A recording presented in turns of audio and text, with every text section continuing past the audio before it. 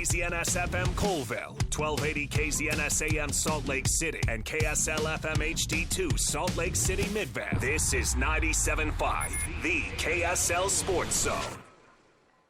Let's go back to work now. Hey. And now, Hey, tempo! it's time to break down the Aggies. This is your Aggie Daily Update with JJ and Alex on 97.5, the KSL Sports Zone. All right, everybody, welcome on in. JJ and Alex, 97.5, the KSL Sports Zone. Let me see here. Yeah, listen, my favorite stories about the Olympics so far, we're starting to pick up on the medal count, first of all. Right, just a little update. We're doing well. All right, good day today.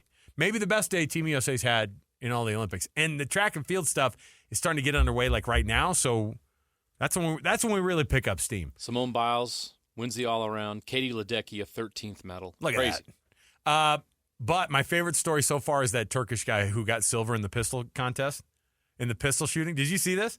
First of all, everybody, the people who are all around him are all wearing these specialized like eye things, and they got this thing that like comes over. They look like bad guys. They look like the villain in 007.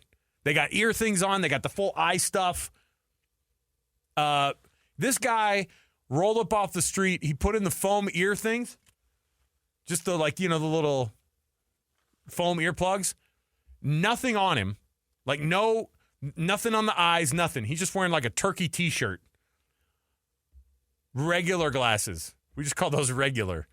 And he just stands up there like this, silver medal, no problem. Is he like the Dirty Harry of You Turkey? got to look him up. No, you look him up. He looks like he does not give two craps if he was there or not. It's amazing. Look up Turkish pistol guy, and it's freaking phenomenal.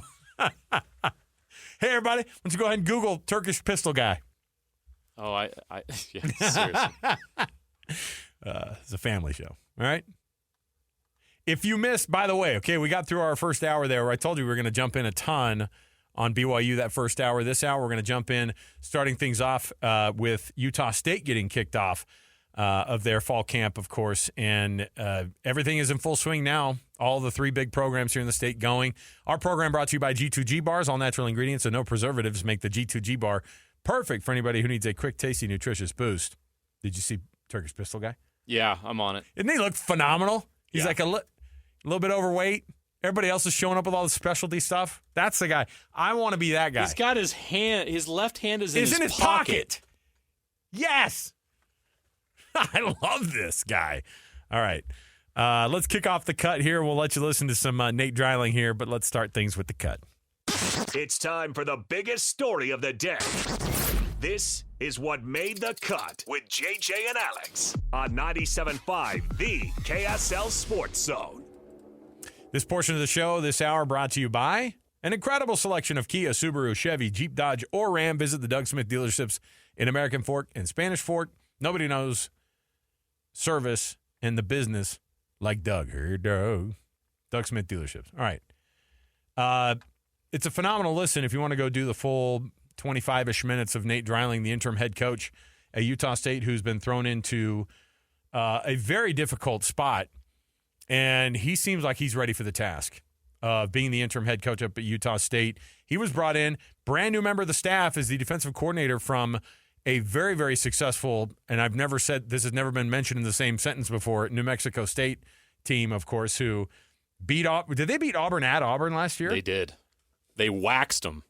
I know, but I'm just maybe it was a situation where like Utah is going to Utah State this year. Maybe Auburn made the rolling trip out into to Las Cruces.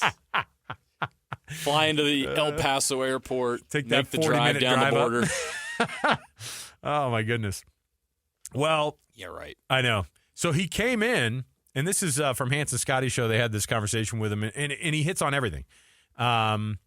Including all the talent that they have, including all of the things that they're trying to do, including what he's got to do to try to keep that in, or to keep that head coaching job and not just be the interim head coach.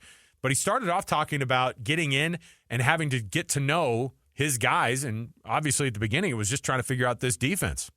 The first conversation I had with his defense here was, I asked them a question. I said, what do you think the best defense to run in college football is? And some of them said a 3-man front, 4-man front, blitz, don't blitz, said everything right.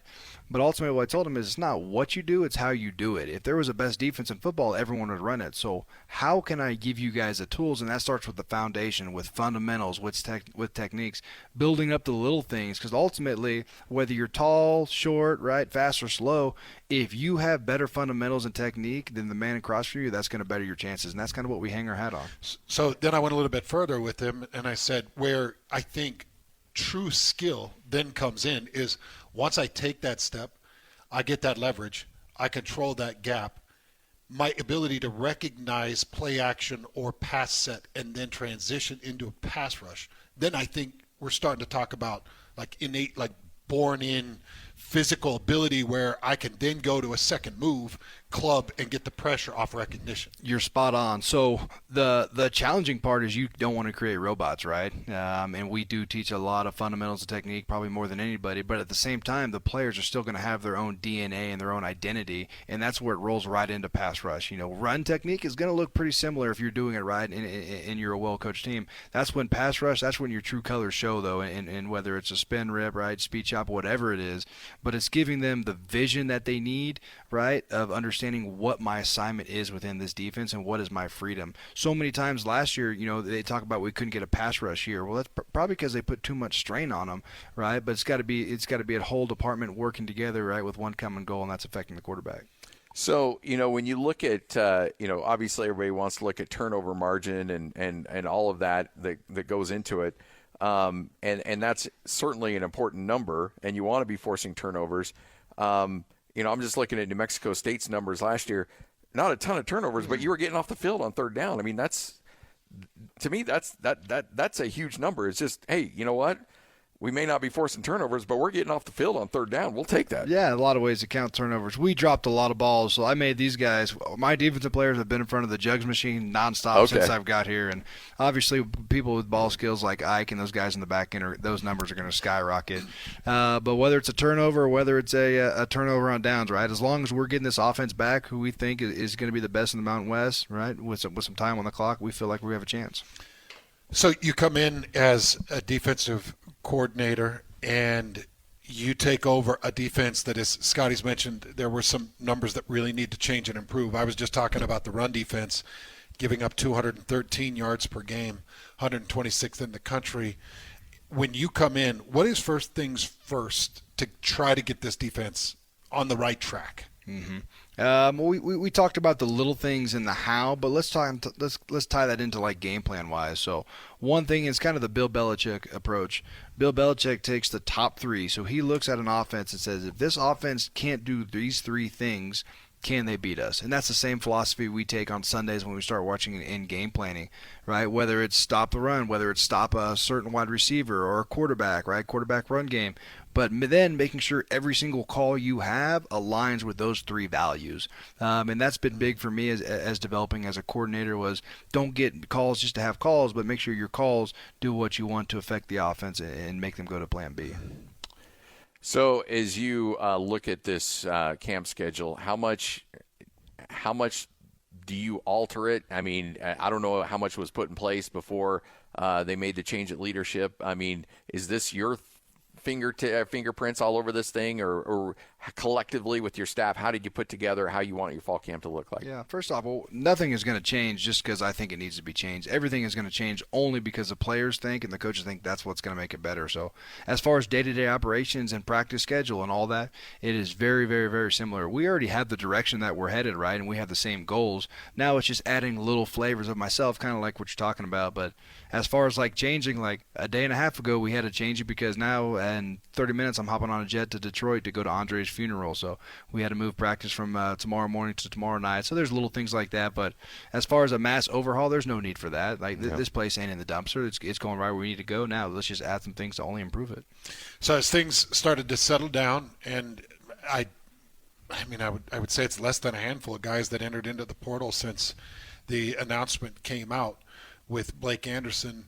How have you felt about retaining the talent, and how do you feel about the team as it's unified since that announcement? I think it's a testament. So we lost one player that's heading to the SEC probably. But other than that, every player has stayed because they know how we're going to treat them, right? And they know that there's a lot of unknowns when you switch schools, but you know how we're going to treat you, how we're going to develop you both on and off the field, and there's no reason to jump ship. One thing that we have done this entire summer with everything that's going on is truly we've gotten closer together. So I think the fans, when they come out for Robert Morris, they're going to see a team with a huge chip on their shoulder. It's going to come out swinging.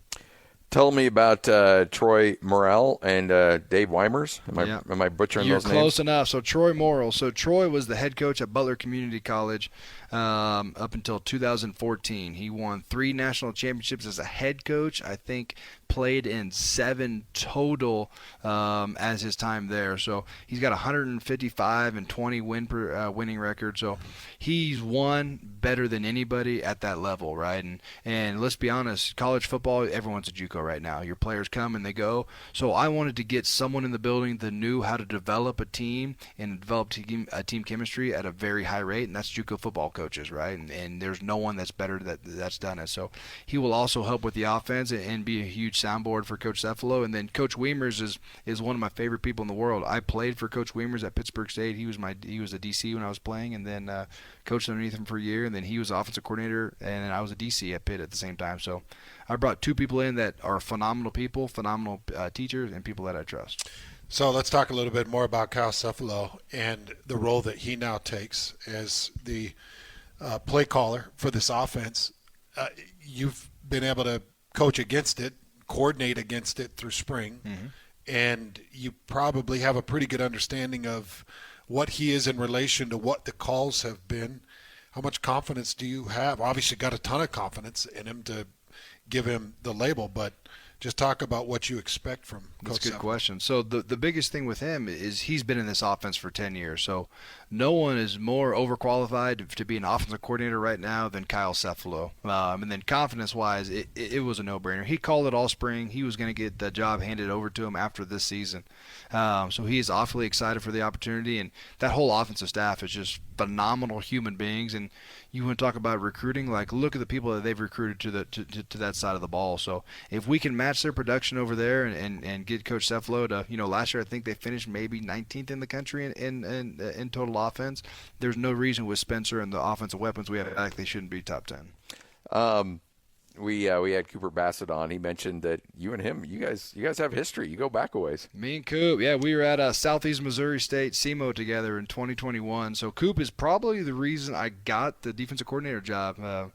He told Blake about me, and Blake gave me a phone call, and we spoke for 30 minutes. And next thing I know, I'm on the next flight out here. So, but he is a phenomenal human being, and when you have a chance to talk to any offensive lineman, they're all gonna say the same thing about his values, right? And we'll get into hopefully talk about recruiting the state of Utah and getting kids to stay in, especially some offensive linemen. I can't name people specifically that the have talent committed. level is really high, though. Don't Really you know? high. In state, yeah. We are looking for linemen with great last names, long, tall, that want to come in, but angry, yeah, and maybe a dysfunctional household or two. There's no doubt, and Yeah. I don't want to comment on that right now, just due to how close I'm sitting to people. But no, everyone can attest. There's no one better in the country than Cooper Bassett. Yeah, that's for dang sure. I'm curious what you think about Logan. Oh my God! You loving this place? This place is unreal. It's country paradise, isn't it? It's almost like everyone's over the top nice. First off, like the first time it snowed, it's like 7:30, and I got some random dude with a snowblower in my driveway. I'm like, what's going on here? It was my neighbor. It's fabulous. And then you want to talk about a place to raise a family? Like it's been nothing short of perfect for me and my wife. The only problem is you get a lot of four-wheel trucks that put out a lot of exhaust, and you get some crazy mullets. Yeah. I mean, and that goes back into the 80s. Well, I'm from Western Kansas, so that's kind of my cup of tea anyway. So it's a win-win. You're never gonna hurt for a mullet. Yeah. We're always good to go. This is it's a hell of a schedule you got. And I got to imagine as a competitor, you're like, let's go. Let's have some fun with it. I mean, you're all over the country. You got three former Pac-12 schools that you're going up against. A difficult schedule in the Mountain West, but I mean, you wouldn't have it any other way, right? No, it's absolutely perfect. We have so many California kids that get to go back and play at Southern Cal that are going to be fired up, a huge chip on their shoulder, and obviously hosting Utah. Are you kidding me? Yeah. Like, that's going to be one of the most electric atmospheres in all of college football that week. So we are thrilled. Then you head to Philly. Then you come back and your first conference game's up at Boise, right? So it is such a fun slate. I think one thing we learned at New Mexico State, we were able to go into Auburn last year and beat them by 27 points, because it's not about who you play or what stadium you're in. It's only about how yourself and how you're getting better. So that'll always be our philosophy, and just get one degree better every day. You have a lot of responsibilities as a head coach. Down and distance, time management, clock management, stuff like that. I don't want to say nervous is not the right word, but where's your level of comfort in those situations? Coming as the guy that's got to make those calls. Thankfully with Jerry Kill last year at New Mexico State, so I was heavily involved with that at the end. So whether it was offense out there or defense was out there, I was right. He wanted me right next to him to help with that. It's just like anything. If you're around it more often, right? I've been watching my dad, who's a high school football coach, watch his game since second grade. So it felt like I've been walking a sideline forever. And are there going to be learning bumps? I hope not. That's why I hired, Coach Morrill and Coach Weimers, who've both been head coaches and ran the show, and that'll be, a huge piece for them. But ultimately, I just want to make sure I don't ruin it for these players. They work so hard and they've gone through so much. So we're going to go through every single scenario 9 million times, so I stay out of the way, and then they can stay in their spotlight and be a champion. Well, I know Scotty wants to see the interim tag lifted. I want to see the interim tag lifted, and I got to imagine you've got goals set and what you got to do to get that tag lifted. Has that been made specific to you, or is it just kind of an unspoken knowledge of, I know what it takes? No, we're going to run the operation like I'm the head coach, and that's how we walk, that's how we talk, that's how we do everything, right? But ultimately, like, my mindset is not I'm going to do this or I'm going to answer it this way so I get this head job. It's what can I do to serve these players? Because at the end of the day, if the players have what they need and they know they're taken care of, then they're going to be successful, right? And ultimately, that's the goal. It has nothing to do with me. How can we give these players what they need and just stay out of their way? Nate Dreiling, head football coach up at Utah State. He's got – the thing is, if you hear that guy, the amount of calm in his voice or excitement or whatever it is, JJ, like if you hired a coach just based off of how good he sounds, in an interview or on a, on the air, you would not – it'd be hard-pressed to understand if I told somebody, hey, that guy just took the job under ridiculously difficult circumstances. One of the kids that he had with him last year at New Mexico State passed away 2 weekends ago, and you heard him say he's going to the funeral right after, and I would assume they're on the way right now. It's just absolutely a hard thing, and yet you hear a tone of excitement. It's a hard thing to be able to try to do, but you can kind of get a vibe of what kind of a personality he has. It seems to match up in Logan. Here's the thing. I don't know what he has to do to keep that gig. If it's just a wins-losses thing, obviously you got to go a little bit deeper. If you're Utah State, he's committed. He is committed to recruiting the state, which the state needs to do a better job of. Like I think that he's been informed. Hey, you've had some of the bigger programs absolutely whiff on guys that because they were out searching in other places. And Nate Dreiling, from what it sounds like, is doing a great job.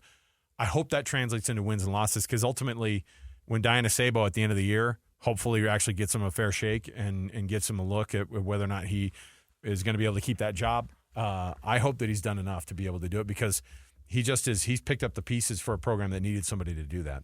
He does not sound like a 33-year-old in his first head coaching opportunity. It sounds like he's lived in Logan a long time already. Like, that's the kind of vibe he kind of puts off. I know it's going to be tough for him. He doesn't have a lot of hair left, but he needs to grow out that mullet.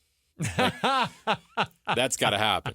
So that'll win you the job, Coach. That'll get that interim tag removed. So I'm sure. I saw something the other day. It was like due to work circumstances in 2024, the mullet is now converted to not just business in the front; it's also business in the back. So maybe he could do a skullet. How about that? That's even better. The bald guy that grows out the back. You know what? I'm going to start doing it.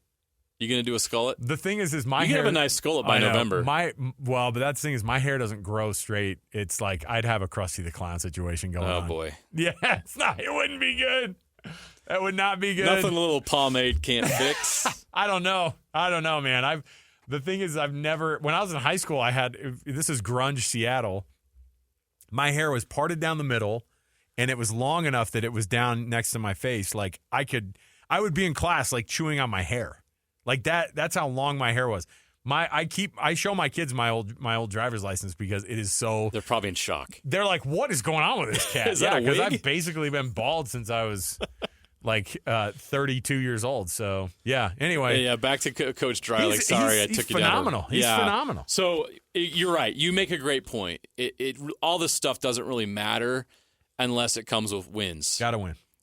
So I will qualify with that. But before we've seen the Aggies play a game, everything that they've been through this summer, listening to him, I am all in.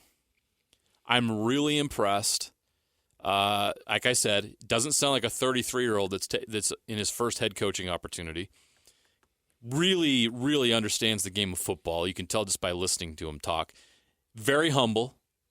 And everything he talks about, it's about the kids. It's about the players. And I think he is saying all the right things. It feels right. It feels genuine. I'm excited to see if that's how it plays out during the season. You can tell Scotty and Hans are kind of rooting for the guy because they've spent some time with him, and you can't help but he's very engaging. And Sam Farnsworth was at Mountain West Media Days and had similar experience with them. You know, talking to him about his wife's battle with cancer. Like, this guy's been through the ringer, man. This guy's been through a lot at age 33, and now he's going to take on this responsibility with this weight hanging over the program, with his livelihood on the line. Because if this goes badly, it's going to be tough to turn around and try to get that head coaching job somewhere else, and then you got to move your family somewhere else after a year. You're talking about how much you love Logan. Logan ain't going to be there if you go 4-8. Yeah. I'm not going to sit here and try to get in the brain of Diana Sabo, but every new athletic director wants to come in and make their own splash and get their big hire or bring in their person. Well, it's kind of weird, too, because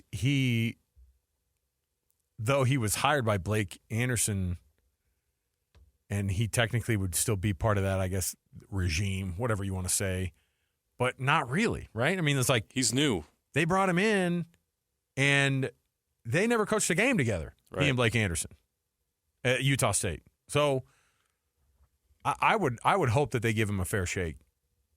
And I think also you're getting a lot of guys sticking around because of that attitude. They've bought into him too. You know, they're the ones that sit in the weight room and hear him and sit in these meetings and listen to him. And they could be in a lot worse spot. And it's basically the best situation that they could have right now for them is Nate Dreiling. Absolutely, so, I agree with it. And it feels like if this team is going to succeed, he's going to play a big role in it. By the way, I listened to Spencer Petras right after that. Yeah, great interview. And I also was like, man, they might have one of the better quarterbacks that they've had. I love their leadership. You got Ike Larson on the defensive side, who's been a good leader and a vocal leader, and you got Spencer Petras on this other side, who brings 30 games of Big Ten experience. He led an Iowa team to a Big Ten championship game. Mm-hmm. Like, they've got guys, they got talent. If they can come together in that room, rally around this coaching staff, and rally around each other, this could be one hell of a story this fall. They could overcome a lot of adversity and go out there and win big. They got the talent to do it. All right, let's take a quick break. We'll come back. When we return, one of the newest members of the KSL Sports staff is going to join us here in studio, Cole Bagley, who is our Utah hockey insider for KSLSports.com. Excited to have Cole on board. He's going to come in, and we're going to lean on him to basically download everything that we can know about hockey, about the Utah Hockey Club, about the NHL, all of it. So stay right here. More to go. 97.5, the KSL Sports Zone. When TV and radio collide. Love it. Wow. This is what you get. You're listening to JJ and Alex. Presented by G2G Bars. Don't touch that dial. On 97.5, the KSL Sports Zone.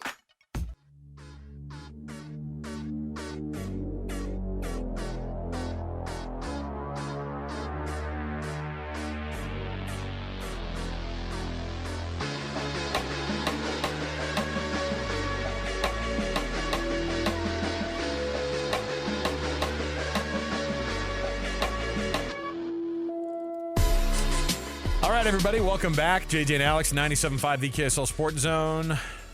We finally got logged into our Peacock account. Thank heavens. That was a chore. I couldn't. Listen, how else am I going to see my fourth tier Olympic sport replays? How many two-factor authentications did you have to go through to get Peacock? Just listen. None of us will ever watch any of these sports, but when they're on in my face, I'm like pulling for a guy from Albania in the shooting contest suddenly. You know what I mean? That's how this works. Why are they so good at shooting in Albania? There's a guy, look at this. They have an older gentleman in the crowd who tattooed the word Norway across his forehead. Oh, that's national pride. What are we doing? We think we're so proud to be Americans. Did we write it on our forehead? No. No. Do better, America. That's not Sharpie. That's Norway. That's a prison ink tattoo. That was right weird. That guy's definitely 64 years old and looks like he runs a financial firm and he's doing it. All right. We're gonna or a drug cartel. We're not sure. A Norwegian drug cartel. You know how big those are. Oh, the Norwegians. Yeah, you didn't know. Don't trust them. All right, this is a fun week for us here. We've got brand new coworkers, and one of those that is joining the KSL Sports family today officially is Cole Bagley, now our digital insider for the Utah Hockey Club and all things that is the NHL, that is hockey. You're going to have to cover it all. Cole, welcome to the family, man. Thanks for being in. Good to be here. Yeah, it's good to have you, Cole. This is awesome. It's exciting. Just some background from you. Obviously, hockey's part of your background, but how did you get to this point where you're now a writer for KSLSports.com covering the NHL? Isn't that kind of blows your mind? Yeah, it doesn't even really feel real at this point yet. Yeah. But it's surreal. Huge blessing in my life. Just good. As a kid growing up, playing hockey, never thought you always dream of playing in the NHL, but I knew I wasn't good enough to play in the NHL. So the fact that I just get to work in the NHL, it's a childhood dream coming. That's cool. Did you find yourself having to convince people no, hockey's a big deal, okay? This is a big sport because this is a winter sport town. Mm-hmm. This is a winter sports state. And we've, for far too long, allowed Colorado to pretend like they own the mountains and the ice more than we do. And that was always weird to me. Living in Utah and not even having anywhere close. Closest thing we have was an ECHL team, right? When you go, that's far down the line. We'll never get a hockey team. To have it turn around this quickly has been a shock to all of us. So when you saw how it all went down, what was your reaction to seeing, okay, Arizona, that shoe dropped, and then the door was open, and you have a willing owner, all those things that came along with it. When you were watching the whole process kind of play out, where was your head? Just joy. Just so much excitement because the game of hockey truly, in my opinion, is the greatest sport on earth. And like you said, to be a winter sports town, to have hosted the Olympics, and to not have hockey here, at least a higher level than the ECHL. Now going to the NHL, it just makes so much sense. And I think the move to Utah was the perfect move. I think things just weren't going well in Arizona. They hadn't gone well for a really long time, and Utah is the perfect market to welcome this team to a place that's going to love this team, that's going to support this team, and is going to go crazy about it. People already are, so it's been refreshing. I'm actually a little surprised at how well people have reacted to it, and now it's getting them to understand what you're watching and who these guys are, and instead of just, hey, this hockey team's in town, and now I'm going to go watch this game.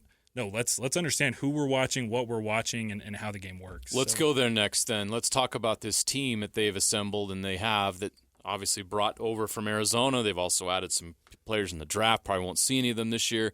They've added some free agents. They made a big trade. So you grew up watching the NHL and loving players. And who are those players that fans here could latch on to immediately? That's our guy. I want to go get a sweater with his name on the back of it. Who are those players on this team? Yeah, Clayton Keller comes to mind. Got to start with the All-Star, right? Yeah, you got to start with the All-Star. The guy's scoring 33 goals, 43 assists last year, leading the team in points. He's flashy too.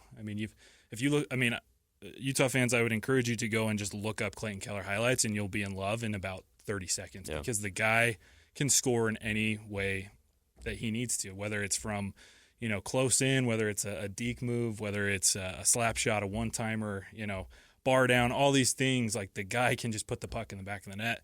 Other guys, Mikhail Sergachev, they made a big trade. That's a big deal. I don't know if Utah fans understand. Like, you just got a top 10 defenseman who's a 2-time Stanley Cup champion. Well, on top of it, for our perspective too, like, he's a great interview. Like, he's like a personality, which is all we all gotta want. have those guys. It's one thing to have a spicy tuna, guy on the stage, but like, you're not going to get as much playing time out of him. You're going to get like a top 10 defenseman who also loves to be in front of the microphone and gives phenomenal answers. Yeah. It's a great way to start that defense, man. Yeah, no, it's exciting, and I think that's really what they're trying to do this offseason is to shore up the defensive end, because scoring goals was not a problem for this team last year, but stopping them was a kind of an issue, and so you can kind of see what they're doing. They're trying to build that that defensive unit, and Ian Cole is another name to just kind of have in the back of your mind. He's a Stanley Cup champion.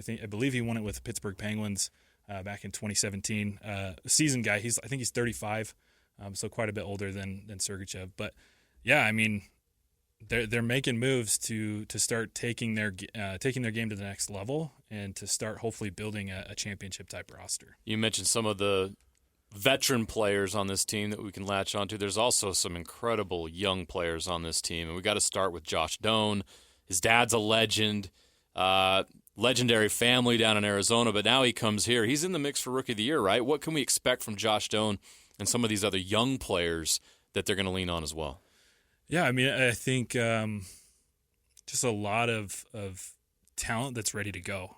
I think guys that are prepared, that have been putting in the work, that know what they're doing, and they're ready to take their talents to the NHL, and I think they're going to surprise some people. Another young name, I don't know if we'll see him much in a Utah sweater this year. TJ Ginla. Oh yeah, the front office is crazy about this kid, and they should be. I went to the development game that they put on here at the Delta Center last month, and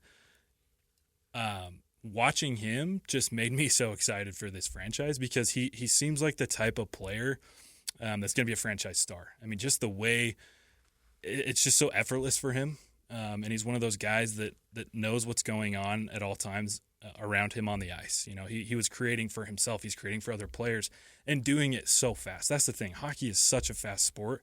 And so when you can get guys that can create for themselves and others, those are the special players that you want to hang on to. Hey, another player, sorry, that I just want to bring it up real quick. That's another player whose dad was the face of a franchise. We all remember Jerome Iginla from the Flames. There's a number of these guys. Hockey's their family. They've been taught. This is a generational thing for them. I'm pretty sure he's 17, but he turned 18 today. Mm-hmm. Today is TJ. Welcome to adulthood, TJ Ginla. 2006 is when he was born. Oh, my gosh. Yeah, so his dad played for Team Canada here in 2002, scored right. 2 goals in the gold crazy. medal game. Jerome, yeah, I mean, it's exciting to have an Iginla on this team.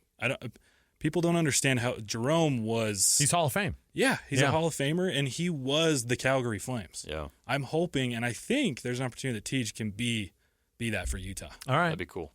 Somebody, I think, was it when we were talking about it that night, and when the draft happened, the commentary that they had given was, if he could score half the points that his dad scored in the NHL, like, he'd be an immense success, And obviously he's going to be like, I want to outdo the old man. Yeah. But it's a really cool thing to see these guys be as young as they are, develop as quickly as they can, and it's been fun for us to understand too. Like, we've covered all the drafts except for an NHL draft. Like, understanding how the sport works and knowing that it's like, okay, so what are we anticipating here? It's like okay, 7 rounds, and it's a developmental thing more than it is anything. Even if you're a top 10 pick, there's no guarantee you're going to get on the ice that first year. And in fact, They go, we don't want it. Go back to college. Go back to your OHL team. Like, let's get you out there and let's play and get you developed, because the NFL, the development league is collegiate football.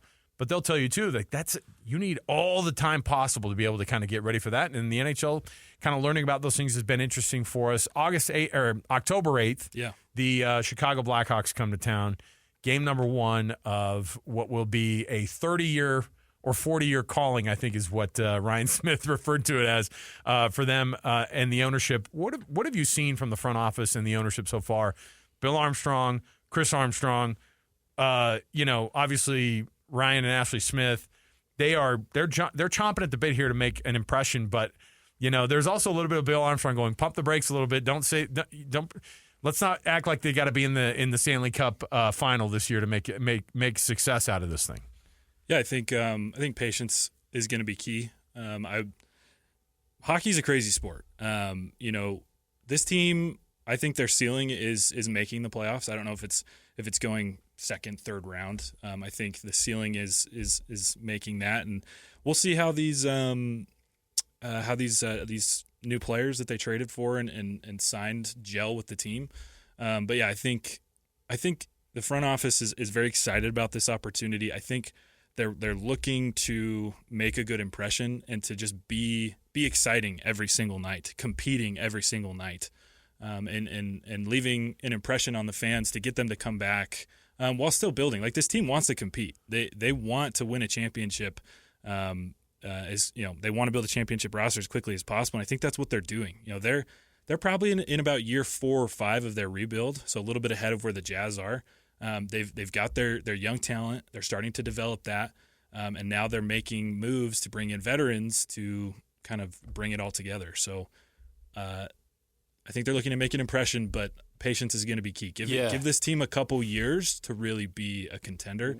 But hockey's crazy. They can compete with anybody on any given night. On this show, we've been preaching patience with the fans. It's easy to get excited about this group and see where they're at, but it's not going to be easy to make the playoffs. You're just looking in the Central. You got the Stars, Jets, Avalanche, and Preds right there. You got to pass up one of those teams to get one of those spots, right? Last year, to get into the playoffs, you had to have 98 points. Yeah. It's not going to be easy for them to do that. What would be the path? And you mentioned a couple years away. How competitive is it in the West right now, and how difficult is it to make the playoffs? Yeah, that's the amazing thing about hockey is it's ever changing. The playoffs is ever changing. Sure, there's teams that consistently go for decades. The Pittsburgh Penguins are a team in the East that I think they barely missed the playoffs for the first time in like 20 years. 2 years ago, which was weird for them and weird for their fan base, but. Hockey's crazy. I mean, again, using Pittsburgh as an example, I believe it was 2016 or maybe it was 2017, but I think it was the 2016 season. They were last in their division after January 1st. And then they won something crazy like 22 out of 27 games, made the playoffs, and won the Stanley Cup. And so things change very quickly. It's not like the NBA where you can kind of anticipate who's going to be the best teams, who's going to be competing for an NBA title. Hockey can be ever changing. So who knows? I mean, maybe they brought in the right amount, the right guys this summer that shores this thing up, and they're competing. I don't expect that to happen, but I wouldn't be shocked if, hey, we're making the playoffs and Utah's getting an example and an experience of what Stanley Cup playoffs are all about, which would be fantastic for this franchise in really building that fandom.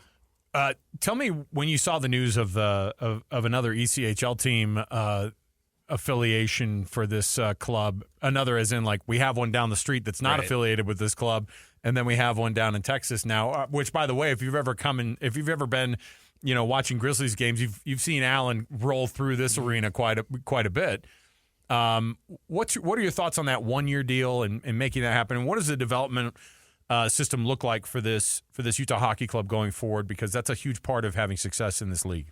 Yeah, I mean, the ECHL is 2 steps down from the NHL, obviously. Like AA. Yeah, basically. And, the AHL is a step up above that. And, they're signing the deal because you never know what's going to happen. You need to have as many guys available to you as possible. And so you're going to have an ECHL affiliate. I think the 1-year deal kind of leaves the door open for them to partner with the Grizzlies. Now, the biggest kind of hurdle of that is going to be the Grizzlies still have a 2-year contract with the Colorado Avalanche. Freaking Colorado, man! But I believe it's a 2-year option. I don't know on which side. I don't know if either side can jump out of that. I'm sure the big club is the one who gets to make that decision. Yeah, right? And I wouldn't be shocked if Colorado, kind of sees the writing on the wall and goes, "All right, we'll step back. We'll bail out here." Yeah, and we'll give Utah that opportunity. I mean, both sides have been outspoken on, hey, we want to make something happen here. We're open to it, But as far as development go, I wouldn't anticipate very many ECHL players are being pulled out. It happens. Right. It's rare, though. Yeah, it's very rare. AHL, yeah, it happens fairly often. Yeah. But again, those Canadian leagues are just so much better. Yeah. But yeah, the AHL, there's some good players there that have made big names for themselves. Yeah. Cole Bagley, KSL Sports, our newest family member of the KSL Sports family. KSLSports.com is where you can start reading his bylines when it comes to Utah hockey.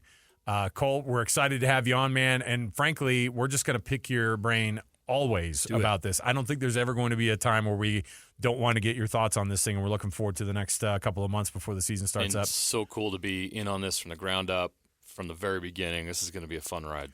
Welcome. I bought the cookies, in case you're wondering. Well, I haven't had one yet, so I'll have to go. Well, it wasn't Nate. Whatever he says, it was definitely me. All right. Cole, thanks, man. We appreciate it. Yeah, thanks so much. We'll take the break here. Before we do, hey, it's that time of the week for us to roll out our Hercules Credit Union Hero of the Week. Jared Bartolome. He was nominated by Erica Mann, and here's how it goes. Jared is nominated because of his dedication to the youth and prep sports, allowing everyone to use his indoor facility for baseball and football. His selfless service is given to community members and youth programs, being able to work inside during the winter months and when the weather's nasty. And to these kids, he's a hero. He gives them a place to go and hang out and to stay out of trouble. Jared, congratulations. One of the Hercules Hero of the Week awards that we love to give out, people who step up for their community. He gets a $50 Visa gift card, courtesy of Hercules Credit Union, and also $200 from Beehive Meals to get himself some Beehive Meals. He's going to love those as well. Nominate your youth sports volunteer, superstar that you know, and that hero that you want to recognize. Go to KSLSports.com/contest. That's KSLSports.com/contest, and make that nomination today. We'll come back. We've got more to go. We're going to roll out a little bit of Brett Yormark news. They tweeted it out today. They couldn't wait one more day. Nope. We'll get to that next right here, 97.5, the KSL Sports Zone. Ladies and gentlemen, You're locked into JJ and Alex. With the insight and analysis on the teams you can't live without. Presented by G2G Bars. This is 97.5, the KSL Sports Zone.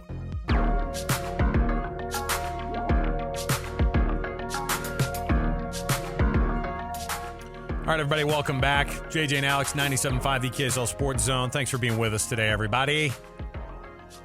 Packed show. BYU the first hour. Utah State and the Utah Hockey Club. We just welcomed Cole Bagley into the studio, newest member of the KSL Sports family. He and Steve Bartle. Steve, of course, we chatted with him last week, but today officially start up with KSLSports.com, and Steve is going to be, of course, covering all things Utah athletics related, and Steve's going to walk in here in just a few minutes, and we're going to jam about first couple days of camp for this Utah Utes team, the favorite in the Big 12. Speaking of the Big 12, JJ, I don't know if you know this, tomorrow is a special day in the Big 12, and boy, they wanted everybody to know about it, and Brett Yormark got it going with an announcement on Twitter. But August 2nd is top of mind for me, and I can't wait to be officially a 16-team league for the first time in Big 12 history. Welcome Colorado, welcome Utah, welcome ASU, and welcome Arizona. There couldn't be a better time than right now to be part of the Big 12. All right, it was a short video. It was just a little announcement on X. And if Utah's not going to have the big rollout party like Texas did for their entrance into the SEC, you're not going to bring Pitbull into town, fine. Big 12 and Brett Fireball. Yormark, making the announcement. You and I got to listen to Brett Yormark at Big 12 Media Days, and frankly, every second that he can, chat with the media about how awesome he's done at his job. And you know what? I can't argue with him. And it's funny, too, because he's like, I was saying this. You remember how everybody puts those like stickers on the gas pumps of Joe Biden and says, I did this, and he points at the gas. He has a little zing. I think that Brett Yormark wants a sticker of him saying, I did that, that's always pointing at the new 16-team Big 12 logos across the board. He's like, I did that. I don't know if you know this, but when he entered the Big 12, JJ, there were only 10 teams. And he had to pick up all the pieces. He inherited an absolute mess, and he's turned it into this. I love how it's like the commissioner of the Big 12, based in Dallas, is like, August 2nd, I'm really looking forward to it. I'm like, he and Gary Bettman are fighting for the most Eastern accent of any sports commissioner on the planet, except for the NHL's based out east. Brett Yormark, though, I can't argue with him. He's doing a phenomenal job of the Big 12. Yeah, he's something else. I love that they're excited. It's pretty exciting. It was a coup to get the Four Corner schools, but I'm disappointed that there was no thank you, Texas, Thank you, Garces Garcesian, for your Big 12 contributions. Oh, yeah. To give Coach Garcesian A kick in the butt on the way out. I'll give Garces Garcesian a bit of my mind. Still waiting for that thank you, Texas, from Brett Yormark. Not getting it. Now, something that did come up, and we'll have to have this conversation maybe a little bit more lengthy in the future, but the windows that they're trying to find themselves in is concerning and brilliant all at the same time. Like, concerning in the sense that you're like, hey, man, I love college football, but can I go to bed? Or can I? Wednesday before Thanksgiving? Yeah, the Wednesday before Thanksgiving. I'm still working, bro. I was like, come on. What's going on here? We'll talk about that more in the future. But the Big 12, lest you forget, becomes a complete 16-team conference officially at midnight. Come on, Utah. You got to have a party. I don't know. I don't know what it means, but we got to have the party. Brett Yormark said it. He's excited. That's tomorrow. Let's go. All right. Is Yormark going to be in town tomorrow? Yeah, I bet. They're going to cut a ribbon tomorrow up at the U? He's like, Utah, I'd love to be there. I'm in New York. I know it's a shock. I guarantee that guy telecommutes. He's not in Dallas more than 5 days a month. Right? Right. Come on. All right, we're going to take a break. We'll come back. Joining us next, like we said, we rolled out our newest colleague, Cole Bagley, about 30 minutes ago, covering the Utah Hockey Club. Steve Bartle officially walking in today as a KSL Sports employee as well, and he's going to break down everything Utah for us. We'll get going into camp and what we've learned just in the few couple days of Utah fall camp that's underway, and now they go into the Big 12 officially tonight. All right, we'll come back. More to go. Steve Bartle next, 97.5 the KSL Sports Zone.